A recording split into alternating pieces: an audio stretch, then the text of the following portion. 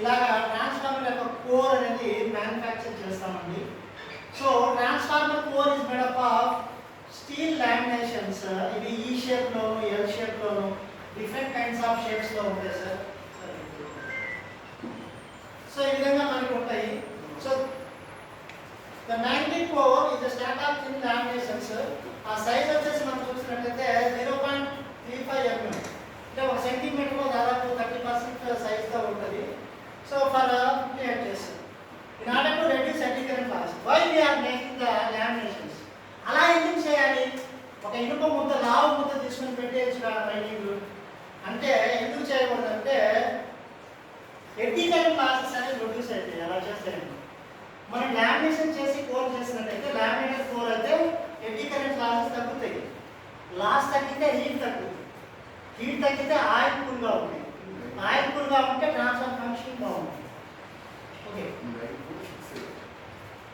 So transformer యొక్క core యొక్క షేప్ని బట్టి మనకి కోర్ టైప్ ట్రాన్స్ఫార్మర్స్ 3 రకాల ట్రాన్స్ఫార్మర్ ఉంది. ఇది first one core type transformer అండి. సో కోర్ టైప్ ట్రాన్స్ఫార్మర్ మనం దాని ఫస్ట్ చూపించిన ఫిగర్ కూడా అదే. ఇది కొంచెం డిఫరెంట్ మనకు అనిపిస్తుంది, బట్ అది ఇది ఒకటే ఫిగర్. సో ఇది లామినేటెడ్ కోర్, ట్రాన్స్ఫార్మర్ యొక్క లామినేటెడ్ కోర్ అండి. ఈ విధంగా మనకి ట్రాన్స్ఫార్మర్లో కోర్ ఉంటుంది.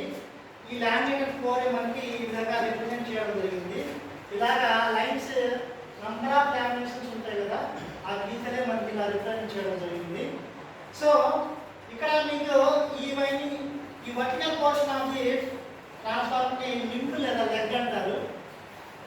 సో ఇక్కడ మనం గమనించినట్లయితే కోర్ టైప్ ట్రాన్స్ఫార్మర్లో ఒకటే మ్యాగ్నెటిక్ సర్క్యూట్ ఒకటే ఉంటుంది. అంటే మనం గమనించినట్లయితే మ్యాగ్నెటిక్ సర్క్యూట్ ఇలా మీరు చూసారు డయాగ్రామ్లో ఇలా డాటెడ్ లైన్స్ ఉంటాయి. ఇలా డాటెడ్ లైన్స్ ఉంటుంది. ఒక మ్యాగ్నెటిక్ లైన్స్ మాత్రమే ఉంటుంది. అది కోర్ టైప్ ఆఫ్ ట్రాన్స్ఫార్మర్ అనేది. సో ప్రైమరీ వైండింగ్ ఉంటుంది, సెకండరీ వైండింగ్ ఉంటుంది. ఇక్కడ మీరు చూడండి, ఏ వైండింగ్ ప్రైమరీ, ఏ వైండింగ్ సెకండరీ మెన్షన్ చేయలేదు. ఎక్కడ మెన్షన్ చేయలేదు ఏది ప్రైమరీ ఏది secondary. Then how to justify whether it is primary winding or secondary winding అంటే ఏ వైండింగ్ అయితే కరెంట్ తీసుకుంటుందో ఆ వైండింగ్ ప్రైమరీ వైండింగ్ అవుతుంది. ఏ వైండింగ్ అయితే కరెంట్ ఇస్తుందో లోడ్కి, అంటే ఒక బల్బ్ పెట్టామనుకోండి ఇక్కడ, ఇది సెకండరీ వైండింగ్. ఒకవేళ మనం ఇటు నుంచి సప్లై చేసుకుంటే ఇది ప్రైమరీ అవుతుంది, ఇది సెకండరీ అవుతుంది.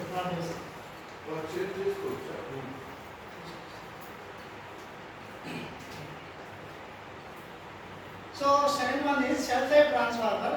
నేను చెప్పించాను కదండి, ఇది సెల్ టైప్ ట్రాన్స్ఫార్మర్. చిన్నది స్మాల్ పీస్. సెల్ టైప్ ట్రాన్స్ఫార్మర్లో మనకి 3 లెగ్స్ ఉంటాయి.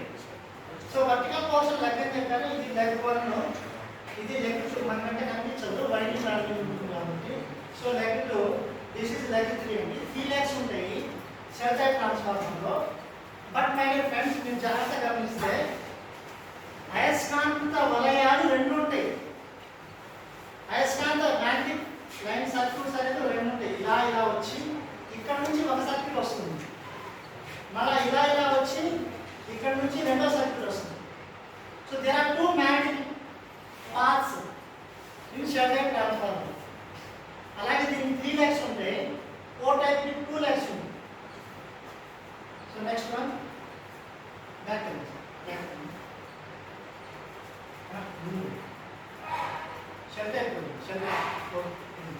యాక్చువల్లీ 4ని బట్టి 3 టైప్ ట్రాన్స్ఫార్మర్స్ ఉంటుంది. మూడోది సుబ్బలు ఎలా ఉంటాయో ఆ సైకిల్ సుబ్బలు మాత్రం ఉంటుందండి. అది నేను ఇమేజ్ చేయలేదు. So what is the difference between a core type transformer, shell type transformer? So core type transformer is only one window. Only one window నేను చెప్పాను కదండి, ఒక అయస్కాంత వలయం మాత్రమే ఉంటుంది కాబట్టి దాన్ని 1 విండో అంటారు. ఇక్కడ 2 విండోస్ వస్తాయి. వైండింగ్ ఎన్ సర్కిల్స్ ప్లస్ కోర్, అంటే వైండింగ్ అనేది కోర్ చుట్టూ చుట్టబడుతుంది. ఇక్కడ కోర్ ఎన్ సర్కిల్స్ వైండింగ్. ఇక్కడ సిలిండ్రికల్ వైండింగ్ యూజ్ చేస్తారు, ఇక్కడ శాండ్విచ్ వైండింగ్ యూజ్ చేస్తారు. ఇది ఈజీ టు రిపేర్, ఇది హార్డ్ టు రిపేర్ అవుతుంది. సో బెటర్ కూలింగ్ ఉంటుంది ఇక్కడ. కొద్దిగా కూలింగ్ అనేది డిఫికల్ట్ ఉంది. సో కన్స్ట్రక్షన్ ఆఫ్ ట్రాన్స్ఫార్మర్, ఇది సింగిల్ ఫేజ్ ట్రాన్స్ఫార్మర్ అండి. సో 2 వైండింగ్స్ ఉంటాయి, primary winding, secondary winding. Overall మనకి బయట కనిపించేటువంటి ట్రాన్స్ఫార్మర్ ఇది. So single phase transformer, the most important part of the transformer are windings and the core. As I said earlier, transformer ప్రధానంగా 3 భాగాలు ఉంటాయి, primary winding, secondary winding, core. Transformer యొక్క core అనేది 3 భాగాలు ఉంటాయి. సో ఇక్కడ మీరు చూసుకున్నట్లయితే ఈ కోరు విత్ వైండింగ్ మొత్తం సెట్ తీసుకెళ్ళి ఒక ట్రాన్స్ఫార్మర్, ఒక కంటైనర్ బాక్స్ లో పెడతాం. Just like as you can see this transformer. This is a single phase transformer అండి. ఇది ఒక సింగిల్ ఫేజ్ ట్రాన్స్ఫార్మర్. ఇది ఒక బాక్స్, ఇలాంటి ఒక బాక్స్ లో మనం ఆ సెటప్ మొత్తాన్ని, ఇలాంటి ఒక వైండింగ్ మొత్తాన్ని తీసుకెళ్ళి ఇలాంటి ఒక బాక్స్ కేసులో మనం పెడితే అదే ట్రాన్స్ఫార్మర్ యొక్క కవర్ అనేది అవుతుంది. సో ఈ ట్రాన్స్ఫార్మర్ కవర్ లేదా ట్యాంక్ అనేది మనకి అట్మాస్ఫియర్ నుంచి, వాతావరణంలో వేడి నుంచి, దుమ్ము ధూళి నుంచి, వర్షం నుంచి ఈ వైండింగ్కి రక్షణ కల్పిస్తూ ఉంటుంది. ఈ వైండింగ్లో వచ్చేటువంటి హీట్ ప్రొడ్యూస్ని కంట్రోల్ చేయడానికి అని చెప్పేసి మనం ఆయిల్ అనేది ట్రాన్స్ఫార్మర్ ట్యాంక్లో మనం ఇన్సర్ట్ చేయడం జరుగుతుంది. So transformer oil will be insert in the tank and we have some protective devices also. So ఈ వైండింగ్ నుంచి మనం ఈ బుషింగ్స్ ద్వారా మనం సప్లైని అవుట్పుట్కి తీసుకొస్తాం. ఇక్కడ నుంచి మన టెర్మినల్స్ అనేవి ట్రాన్స్మిషన్ లైన్స్కి వెళ్తాయి, కరెంట్ స్తంభాలు ఉంటాయి, కరెంట్ స్తంభాలు ఎక్కేస్తాయండి. ఇక్కడ నుంచి ఈ బుషింగ్ ద్వారా అవుట్పుట్ వస్తుంది. So Buchholz relay. So transformer ఉన్నటువంటి ప్రొటెక్టివ్ డివైసెస్లో one of the most protective devices Buchholz relay.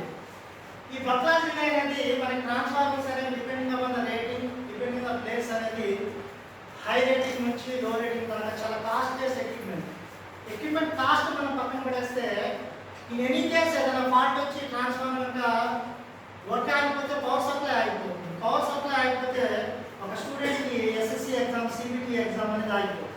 ఒక స్టూడెంట్కి సిబిటి ఎగ్జామ్ ఆగిపోతే లైఫ్ అనేది స్పాయిల్. సో ట్రాన్స్ఫార్మర్ అనేది కొన్ని జీవితాన్ని లింక్ చేస్తారు. కరెంట్ అనేది మనకి ఇప్పుడు మానవ కనీస అవసరాల్లో ఒక మ్యాండేటరీ నీడ్గా మనకి మిగిలిపోయింది. సో కరెంట్ని ట్రిప్ అవ్వకుండానే ట్రాన్స్ఫార్మర్ డ్యామేజ్ అవ్వకుండా కాపాడుకోవాల్సిన మన బాధ్యత. సో దానికోసం ప్రొవైడ్ చేసినటువంటి డివైసే మనకి బక్లాజ్ రిలే.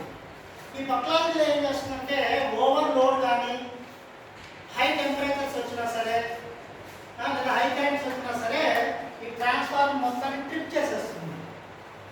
ట్రిప్ చేయడం వల్ల ఏమవుతుందంటే ఏదైనా హై వోల్టేజ్ వచ్చినా, లేదంటే ఏదైనా పిడుగుపాటు పడ్డా, ఎర్తింగ్ లైట్నింగ్ అరెస్టర్ స్ట్రైక్ అయినా సరే ఆ మొత్తాన్ని కూడా ఈ బక్లాజ్ డ్యామేజ్ కాకుండా ఏంటంటే ట్రిప్ చేస్తుంది, ట్రిప్పింగ్ మెకానిజం. సో ఈ విధంగా మన ట్రాన్స్ఫార్మర్ అనేది ప్రొటెక్ట్ చేయబడుతుంది. అలాగే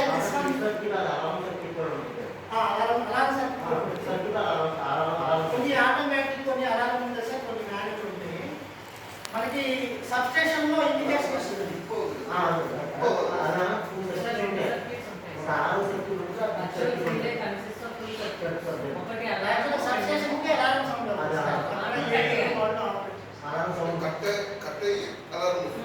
తర్వాత ఇంకా అలారం చేసినా కూడా అవ్వకపోతే ట్రిప్ చేస్తారు. So this is the conservator tank అండి. So conservator tank is the storage tank of the oil. So to control the heat produced in the windings of the transformer we should cool the oil in the transformer.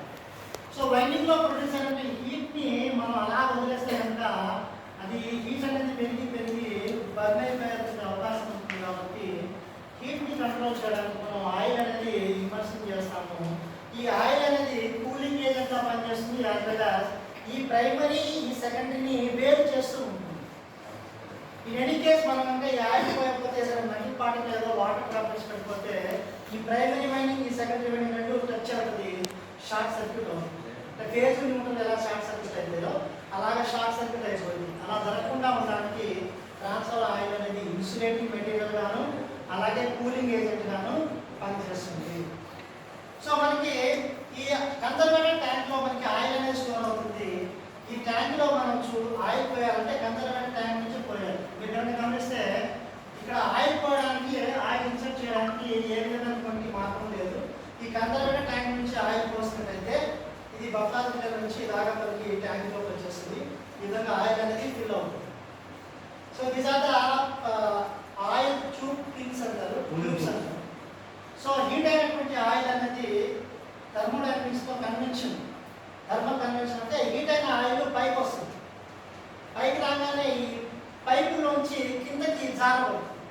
ఎలాగైతే మనం ఒక వేడిగా ఉన్న టీని తాగలేక చల్లార్చుకోవడానికి ఇలా చేస్తామో, అప్పుడు ఈ టీలో ఉన్నటువంటి వేడి అనేది చుట్టూ గాలిలో ఉన్న తేమని కన్వర్ట్ చేసుకొని చల్లబడే విధంగా ఈ ఆయిల్ అనేది ఈ పైపు నుంచి ఇలా ఇంజెక్ట్ అవ్వడం వల్ల కింద పడుతూ అట్మాస్ఫియర్లో ఉన్న గాలి తాకిడికి గాలి తేమని అబ్జార్బ్ చేసుకుని కూల్ అవుతూ ఉంటుంది. ఈ విధంగా ఆయిల్ అనేది ట్రాన్స్ఫార్మర్ని కూల్ చేయడంలో ముఖ్యమైనటువంటి పాత్ర పోషిస్తుంది. సో తర్వాత బ్రీతర్. మనిషి ఎలాగైతే శ్వాస తీసుకుంటాడో ట్రాన్స్ఫార్మర్ కూడా ఊపిరి పీల్చుకుంటుంది. సో ఊపిరి పీల్చుకోక తప్ప బాగులు ఇచ్చాడు అన్నట్టు. సో బ్రీతర్ ట్రాన్స్ఫార్మర్లోకి మనకి ఎయిర్ వెళ్ళడానికి చక్కమైన మార్గాన్ని మనకి బ్రీతర్ అనేది కల్పిస్తుంది. అయితే అట్మాస్ఫియర్లో ఉండే గాలిలో మనకి దుమ్ము, ధూళి, నీరు, తేమ కూడా ఉంటుంది. మనం చూడండి, వింటర్ సీజన్లో చలికాలంలో ఫీల్ ద మాయిశ్చర్ కంటెంట్ కింద వాటర్ డ్రాప్లెట్స్ ఉంటాయి. ఈ వాటర్ డ్రాప్లెట్స్ కానీ ఆ దుమ్ము, ధూళి కానీ డైరెక్ట్గా కనుక మనకి ట్రాన్స్ఫార్మర్లోకి వెళ్ళిపోతే ట్రాన్స్ఫార్మర్లో మలినాలు ఎక్కువైపోతాయి. లేదంటే గాలిలో ఉన్న తేమ లోపలికి ఇలా నీరుగా మారి ట్రాన్స్ఫార్మర్ ఆయిల్ అనేది కలుషితం అయిపోతుంది. Oil will be polluted. For that purpose దీంట్లో సిలికా జెల్ అనే స్టోన్ లాంటివి ఉంది. కాల్షియం క్లోరైడ్ అనే చిన్నటువంటి గుణకరాల మాదిరి చిప్స్ అనేవి మనకి వేయడం ఈ డబ్బాలు, ఈ కిటికీలో.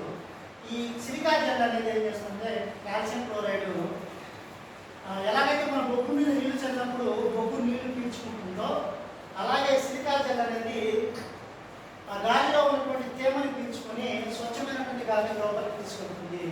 ఈ గాలి అనేది మనకి లోపలికి వెళ్తుంది. మాయిశ్చర్ ఎంటర్ అయిపోతే insulation resistance of the transformer oil అనేది పెరిగిపోతుంది అని చెప్తే సరిపోతుంది. అంతే. 2 years అదే సిలికాన్ జెల్ ఏం చేస్తుందంటే మాయిశ్చర్ని తీసుకొని ఓన్లీ హాట్ ఎయిర్ని మాత్రమే లోపలికి పంప్ చేస్తుంది. అంత చెప్తే చాలు. సో ట్రాన్స్ఫార్మర్లో మనం కోసినటువంటి ఈ ఆయిల్ అనేది బాయిలింగ్ పాయింట్ మాత్రం 160 డిగ్రీ కంటే తక్కువ ఉండాలి, ఎక్కువ ఉండకూడదు. అంటే ఈ ఆయిల్ యొక్క ట్రాన్స్ఫార్మర్ యొక్క ఆయిల్ 160 డిగ్రీ లోపు కనుక బర్న్ అయిపోతే అలాంటి ఆయిల్ మనం వాడకూడదు. సపోజ్ ఒక ఎంప్లాయీ కొద్దిగా డబ్బులు కక్కులు పడి కల్తీ ఆయిల్ వాడితే కనుక ట్రాన్స్ఫార్మర్స్ ఈజీగా బర్న్ అయిపోయే అవకాశం ఉంది. So boiling point of the oil should not exceed 160 degrees. అదే ఫ్రీజింగ్ పాయింట్ అయితే అంటే గడ్డగట్టే ఘనీభవన స్థితి అనేది 16 డిగ్రీస్ కంటే తక్కువ ఉండదు. ఓకే, సో ఇది ఆయిల్ యొక్క ఇది తర్వాత బ్రీతర్ అండి. తర్వాత ఈ యొక్క ఆయిల్ని మనం అవుట్లెట్ చేయడానికి అవుట్లెట్ ఉంటుంది. అలాగే మనకి గ్యాసెస్ కొన్ని ఫామ్ అవుతాయి. ఆ గ్యాసెస్ బయట చేయడానికి ఎక్స్ప్లోజన్ వెంటనే ఒకటి ఉంటుంది. ఆఫ్ గ్యాసెస్ అని బయట చేయడానికి. Next slide. సో అర్థమవుతుందండి.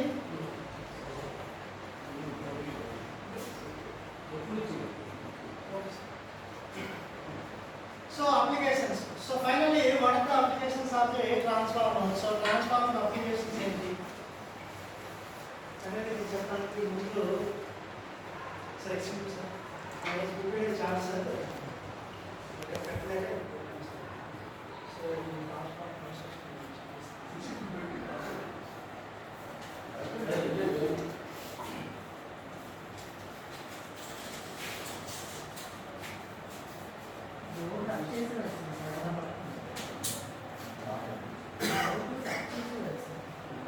సో సేమ్ డయాగ్రామ్ అండి. ఇది చార్ట్స్ ద్వారా ఎక్స్ప్లెయిన్ చేయాలంటే luckily we got all the specificities projector or principles are provided on this class.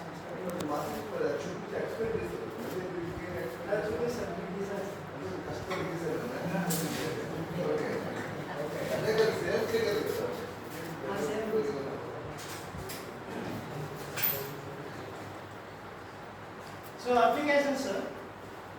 So step up step down. So what are the use of the transformer అని చెప్పేసి మనం వోల్టేజ్ని step up చేయొచ్చు, step down చేయొచ్చు. అలాగే measurement of current in single and three phase system.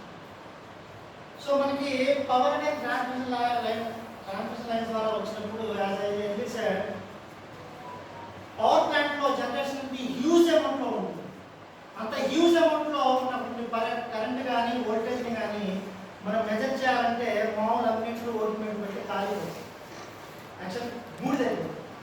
So పెట్టాలంటే మనం దానికి మెజరింగ్ ఇన్స్ట్రుమెంట్గా మనం ట్రాన్స్ఫార్మర్ని కూడా మనం ఉపయోగిస్తూ ఉంటాము. So measuring purpose of current huge amount of current measure చేసే ఇన్స్ట్రుమెంట్ కరెంట్ ట్రాన్స్ఫార్మర్ చెప్పండి.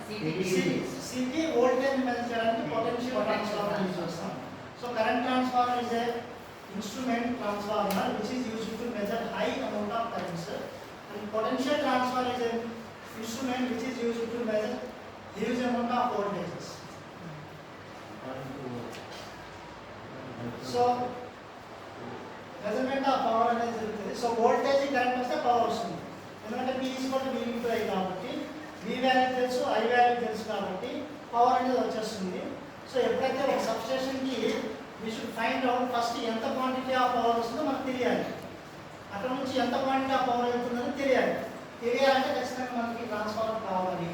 So power is nothing but energy కాబట్టి ఎనర్జీ కూడా మెజర్ చేసినప్పుడు energy somewhat different with respect to time అది చెప్పాలి. అప్పుడు ఎనర్జీ అవుతుంది. ఓకేనా? So thank you sir, thank you each and everyone. This is presentation ready. If any doubts, can I think all of you understand my class. I will ask a few questions.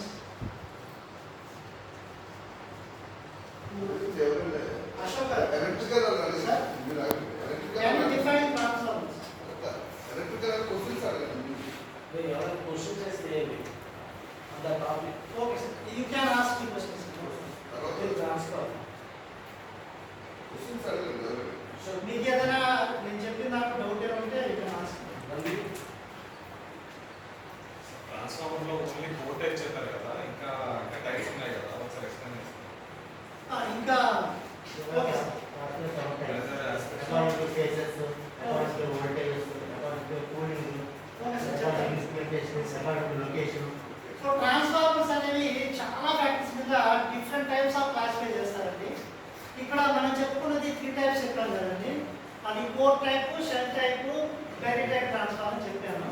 అది core యొక్క నిర్మాణ శైలిని బట్టి 3 రకాలు. అలాగే కూలింగ్ని బట్టి, అంటే దాంట్లో ఆయిల్ పోస్తావా, వాటర్ ద్వారా కూల్ చేస్తావా, ఎయిర్ ద్వారా కూల్ చేస్తావా, దాన్ని బట్టి 3 టైప్స్ ఆఫ్ ట్రాన్స్ఫార్మర్స్ ఉంటాయి. మీరు ఆయిల్ని కూలింగ్ మెటల్గా వాడితే కనుక దాన్ని ఆయిల్ కూలింగ్ ట్రాన్స్ఫార్మర్ అని. అలా కాకుండా జస్ట్ కోర్ని అలా ఉంచేసి ఇలా కోర్ని అలా ఉంచేసి మనం అట్మాస్ఫియర్లో అలా ఉంచేస్తే దాన్ని ఎయిర్ కూలింగ్ ట్రాన్స్ఫార్మర్ అని. అదేవిధంగా హ్యూజ్ అమౌంట్ ఆఫ్ పవర్ ఉంటుంది. మనకి పవర్ ప్లాంట్స్ దగ్గర పవర్ ట్రాన్స్ఫార్మర్స్ యూజ్ చేస్తున్నారు. చాలా హ్యూజ్ అమౌంట్ ఆఫ్ పవర్ వస్తుంది. ట్రాన్స్ఫార్మర్ హీట్ ఎక్కువ ప్రొడ్యూస్ అవుతుంది. అంత హీట్ని కంట్రోల్ చేయడానికి ఏం చేస్తారంటే వాటర్ పైప్స్ని ఈ వైండింగ్ చుట్టూ రూట్ చేస్తారు.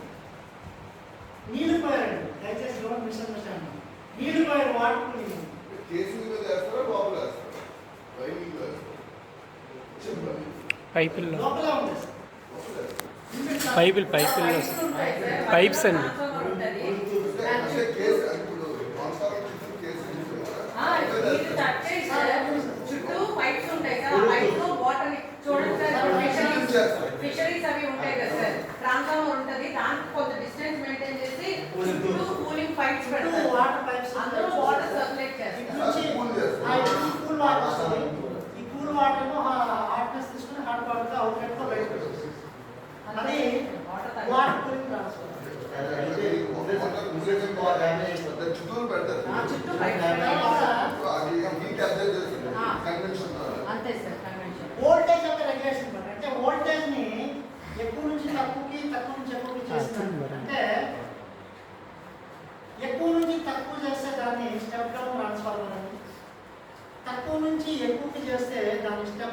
ట్రాన్స్ఫార్మర్ అని ఒకే విలువ నుంచి ఒకే విలువకి చేస్తే అంటే 230 వోల్ట్స్ నుంచి 230 వోల్ట్స్ చేస్తే ఈక్విలెంట్ ట్రాన్స్ఫార్మర్ అంటారు. సార్ అలా ఎలా అవుతుందండి? అంటే ఎక్కువ నుంచి ఎక్కువకి ఎక్కువ నుంచి తక్కువ అంటున్నారు కదా, how can it is possible? Voltage number of turns ని బట్టి చెప్పారు. number of turns ని బట్టి ఉంటుంది. If the number of turns of the primary is high, then it is called step down transformer. If the number of turns of primary is low, then it is called step up transformer. Yes. Distribution transformers are step down transformers. Except for power transformer, all the transformers, distribution transformers are step down transformers. And according to place, door ki outside pedte outdoor transformer, door ki lopala pedte indoor transformer. Door in the sense roof. Under the roof మనకి కనుక provide చేస్తే indoor transformer, atmosphere లో open గా మనం వదిలేస్తే బయట కనిపించేది కూడా అవుట్డోర్ ట్రాన్స్ఫార్మర్స్ అవుతాయి. అలాగే మనం ఇందాక చెప్పినట్టు కరెంట్ ట్రాన్స్ఫార్మర్, పొటెన్షియల్ ట్రాన్స్ఫార్మర్, సిటీపీటీ అనేవి ఇన్స్ట్రుమెంట్ ట్రాన్స్ఫార్మర్స్ అవుతాయి. ఇండివిజువల్ వోల్టేజ్ అండ్ కరెంట్ చెప్పడానికి అవి ఉపయోగిస్తారు, అవి రెండు రకాలు. అలాగే power transformers. So power transformers with huge amount of ratings ఉంటాయండి. సో మనకి పవర్ ప్లాంట్ లో ఫస్ట్ జనరేట్ అయ్యే వోల్టేజ్ అనేది huge amount of voltage generate అవుతుంది. అక్కడ మనం ఉపయోగించే ట్రాన్స్ఫార్మర్ మాత్రమే స్టెప్ అప్ ట్రాన్స్ఫార్మర్. ఆ ట్రాన్స్ఫార్మర్ పవర్ ట్రాన్స్ఫార్మర్ అంటారు. తర్వాత డిస్ట్రిబ్యూషన్ లో మనం సబ్ స్టేషన్ లో కానీ, డిస్ట్రిబ్యూషన్ స్టేషన్ లో కానీ, వీధి చివరిలో కానీ వాడే ప్రతి కూడా స్టెప్ డౌన్ ట్రాన్స్ఫార్మర్స్, అవి డిస్ట్రిబ్యూషన్ ట్రాన్స్ఫార్మర్స్ అని కూడా అంటారు. అలాగే ట్రాన్స్ఫార్మర్ ఒక వైండింగ్ మాత్రమే ఉంది, ప్రైమరీ సెకండరీగా యాక్ట్ అయినట్టయితే దాన్ని ఆటో ట్రాన్స్ఫార్మర్ అంటారు. So the efficiency of a transformer equation is output by input power. So okay, transformer lo manaki basically we have two types of losses in a transformer. One is core losses and another is copper losses. So core losses are also called as iron losses. ఇవి constant గా ఉంటాయి, load ఉన్నా లేకపోయినా constant ఉంటాయి కాబట్టి ఇక్కడ market చేస్తే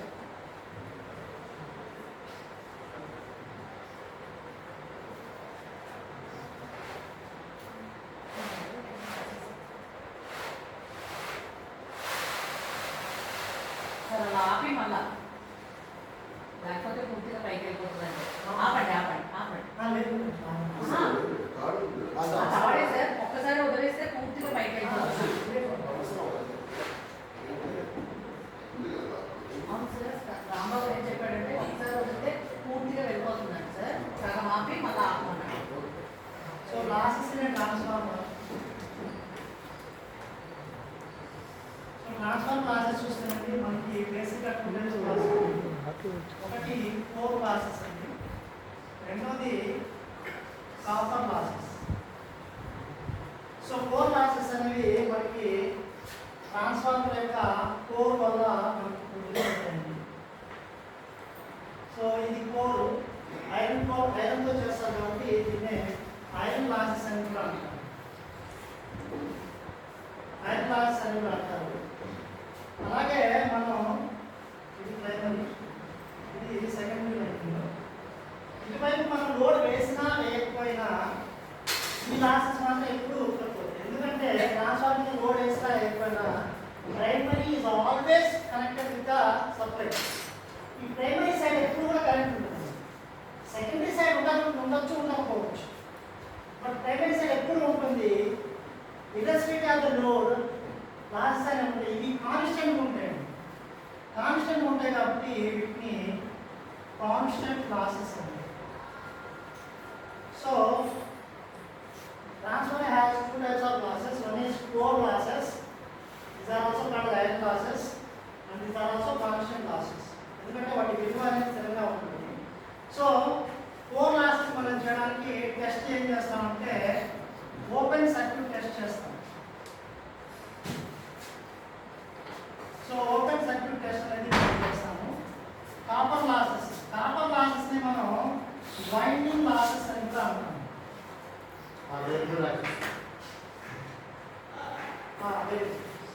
so winding losses, primary winding, secondary winding. So మనకి ట్రాన్స్ఫార్మర్ లో వైండింగ్ ఉంటుంది. సో ఏ వైండింగ్ కైనా little bit amount of resistance ఉంటుంది. ఆ రెసిస్టెన్స్ వల్ల ఏమవుతుందంటే కొంత అమౌంట్ ఆఫ్ కరెంట్ అనేది వీక్గా మారుతుంది, అది మనకి లాస్ అవుతుంది. సో ఈ కాపర్ లాస్ని మనం వైండింగ్ లాస్ అంటాము, ఎందుకంటే windings are made with copper రాగితో చేస్తాం కాబట్టి. సో దీన్ని వైండింగ్ లెవెల్ వచ్చింది కాబట్టి వైండింగ్ లాస్ అంటాము. ఈ లాసెస్ అనేది వేరీ అవుతా ఉంటాయి. ఫర్ ఎగ్జాంపుల్ ఎలా వేరీ అవుతాయి? ఫర్ ఎగ్జాంపుల్ 1 ల్యాంప్ పెట్టామనుకోండి, లాస్ 1 ల్యాంప్ ఉంది. అదే మనం 2 ల్యాంప్స్ పెట్టామనుకున్నప్పుడు 1 ల్యాంప్ 1 ల్యాంప్ అంటే 2 ల్యాంప్స్కి 2 ల్యాంప్స్ అయింది. అదే 3 ల్యాంప్స్ అనుకోండి 3 ల్యాంప్స్. అంటే లోడ్ని బట్టి మనకి లాస్ అనేది వేరే. అంటే నువ్వు వేసే లోడ్ని బట్టి లాస్ అనేది పెరగడం తగ్గడం అనేది జరుగుతుంది కాబట్టి దీన్ని వేరియబుల్ లాసెస్ అని కూడా అంటారు. So variable losses. సో దీన్ని కాపర్ లాస్ అంటారు. దీన్ని కనుక్కోవడానికి మనం ఏం చేస్తారంటే షార్ట్ సర్క్యూట్ టెస్ట్ చేస్తాం. సో షార్ట్ సర్క్యూట్ టెస్ట్ చేస్తారు. సో ఈ విధంగా మనం ట్రాన్స్ఫార్మర్ లాసెస్ ఉంటాయి. సో ఎఫిషియన్సీ ఆఫ్ ట్రాన్స్ఫార్మర్ మనం చూసినట్లయితే